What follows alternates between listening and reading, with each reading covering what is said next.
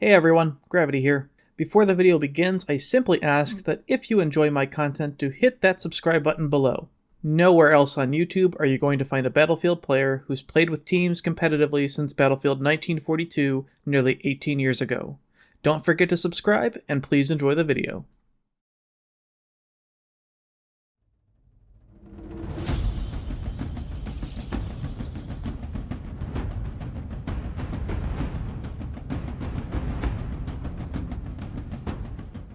Over the nearly 20-year history of the Battlefield franchise, there have been several great maps worthy of praise. A few of these go on to become legendary, icons themselves of the Battlefield series, and appear time and time again through game engine upgrades and subsequent iterations. This is not that story. This is the story of the maps that few want to play, and remember only because they were that bad. Maps which should never be remade. This is the story of the worst maps in Battlefield.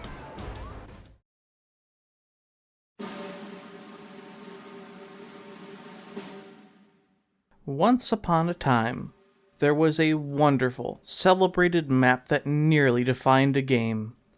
It wasn't perfect, but it was fairly balanced, beautiful, and it was fun.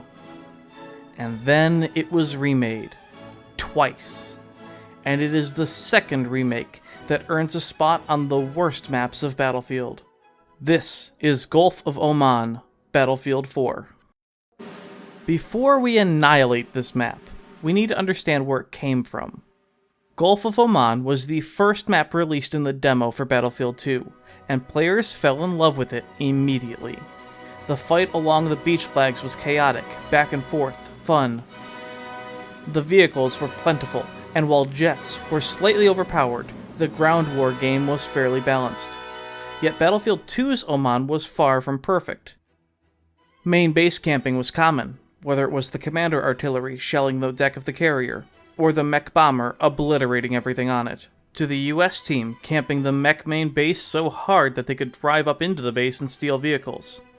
This was commonplace in the days before uncapped protection. Not to sound like an old man, but you younger players have it good. What it did do well was balance the initial fight well. At the start of the round, the US owned the beach, and the mech team owned the hotel and construction site flags. There was no need to cap flags in order to gain starting vehicles. What also worked, flawlessly I might add, was the 16-player version of the map on which competitive 8v8 teams fought time and time again. 4 flags, 1 tank per team, teams loved it. Despite this, Battlefield 2's Gulf of Oman was not balanced enough, and too often resulted in all caps during full-size public rounds to rank it among the best maps of Battlefield. Battlefield 4's Gulf of Oman, however, is a miserable experience time and time again. Let's start with the flag layout. On a quick glance, players might look and go, "Oh look, it's Gulf of Oman." And they'd be right.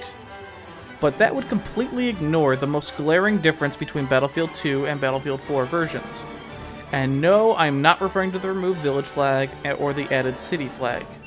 The most significant problem of Oman is that neither team starts with any flags. And for the US team, which starts so far away on the carrier, they have to bolt to the beachhead flags in order to secure any vehicles. A total of 2 LAVs and 1 tank, assuming they are all taken. But this rarely ever happens. The US team spends the opening of every single round just barely hanging on to maybe 3 of these flags, as the armor of the RU team barrels in. There is just no time for the US team to cap all of the vehicle beach flags and group up, not that that happens in pubs much anyway. Some armor players even take the jets to taxi to the B flag just for the tank in time to get it. It makes no sense why all the flags on the map would be neutral, but even more so, the amount of armor that spawns on the flags is downright stupid. Let's talk about the vehicles. This is Battlefield. Vehicles are part of the game, but each game has different mechanics, so why on earth would you remake the same map thinking it's going to work for a new game? Gulf of Oman is flooded with vehicles. It always has been. But the huge difference is that in Battlefield 2 and Battlefield 3, armor vehicles were far easier to damage and kill, and were less effective at killing you.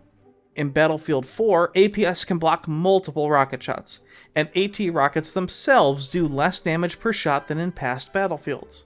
What this means is that in Battlefield 4, against a competent vehicle player, 1, 2, or hell even 3 players sometimes cannot win a fight against a tank.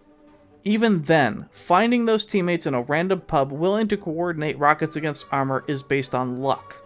So tanks just move on through the map, plowing through distracted infantry. But then it gets worse, because it's not one tank. For the RU side, they start with a tank and an LAV. Then they take the gimme G flag, and then they get another tank and another LAV. Then, about 95% of the time, the RU side also takes the construction site, gaining yet another LAV. It is a general meta of the map that vehicle players know where to go next, and the route for the RU team is to go straight to the Delta flag, take it, and gain another LAV. Oftentimes, this push comes from multiple vehicles, and this push is nearly unstoppable. So now, when 2 tanks and 2 LAVs are hanging together and covering each other, the number of US players needed to counter it rises exponentially, and it's incredibly rare to see. As mentioned earlier, rocket damage in Battlefield 4 is comparatively weak compared to the AT rockets of Battlefield 2 and Battlefield 3. I won't go on a balanced tirade here, but simply say that this reality lends itself to encouraging the worst gaming mechanic and instincts in players by having them rely on incredibly easy and frustrating weapons like the MBT Law, the SOFLAM, and the Javelin. And on a map like Oman, where the height of the hotel and construction site flags give temporary immunity to attack, it only adds to the insanity of these weapons by forcing players to use them instead of playing on flags. The vehicle situation is oftentimes overwhelming, and assuming the US team lose the A or B flags and get capped out, that is another tank and LAV for the RU team.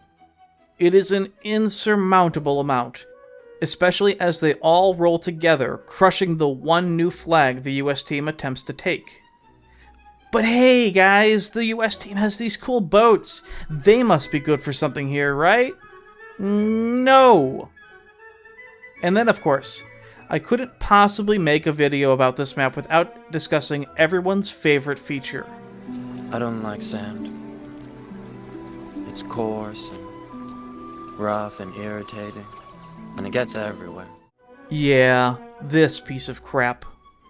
Now listen, I am not opposed to weather effects when they are done properly. And by properly, I mean on much smaller maps that are infantry-based, that don't include vehicles, and screw everyone equally. But on large maps, it just sucks, and it's a lesson that DICE hasn't quite learned over the years. Jets can't see the terrain, snipers can't see the targets, and the attack choppers become entirely dependent on the gunner thanks to thermal vision. But if they don't even know or communicate with each other, the pilot won't know where to go. Oh, and remember how we were discussing the power of armor in Battlefield 4? They can see through this shit! Thermal vision, the practically overpowered perk that 99% of armor players use, has zero issue with the sandstorm, and just makes it that much more difficult for the enemy infantry to counter. How in the hell did somebody think this was a good idea? It is more than likely that it is a result of too many separate dev teams not communicating with each other. But this still had to be tested. Someone should have stood up and launched a verbal smackdown, but instead it was such a terrible Battlefield player that instead he looked up at the sky and said, "Yeah, this is pretty cool." Taken all together, Oman is an imbalanced mess, one which almost always leads to a staggering win for the RU team. No Battlefield player should have to suffer like this. Just because it is a classic map does not mean it needed to be remade, and more importantly, isn't a reason why it should ever be played. Battlefield 4's Gulf of Oman should be taken out back, beaten with sticks, and wiped out of all memory. Not even Battlefield 3's Oman qualified as more than mediocre. Just let the map die, and never make it again. And who the fuck thought a gunship on this map was a good idea?